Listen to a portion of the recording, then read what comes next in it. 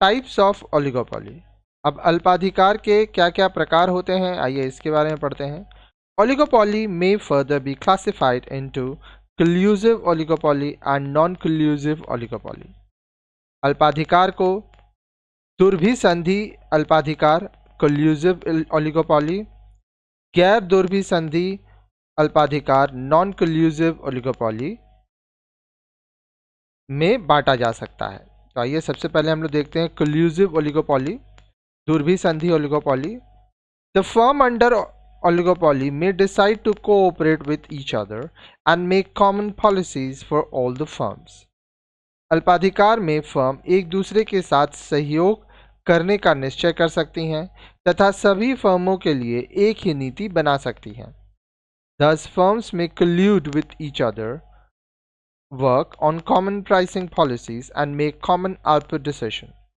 इस प्रकार फर्म एक दूसरे के साथ मिल सकती हैं और एक समान कीमत नीति तथा उत्पादन निर्णयों के आधार पर काम कर सकती हैं।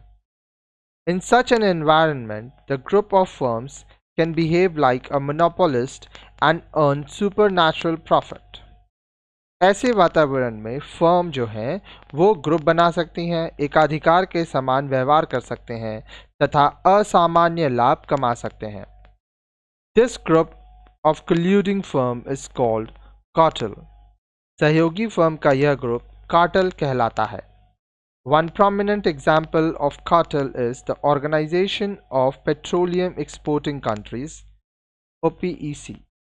ठीक है, अब देखिए बोल रहा है कार्टेल का एक प्रसिद्ध उदाहरण पेट्रोल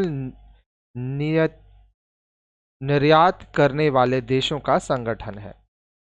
फिर आता है नॉन कल्यूसिव ओलिगोपोली, गैर दुर्भिसंधि अल्पाधिकार। When firms do not cooperate with each other and engage in fierce competition with each other, the market is called non-collusive oligopoly.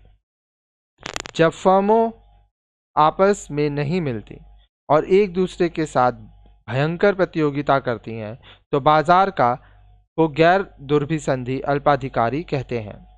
Under such environment, while competing with each other, firms drive price level and profit levels down to the level of normal profit only.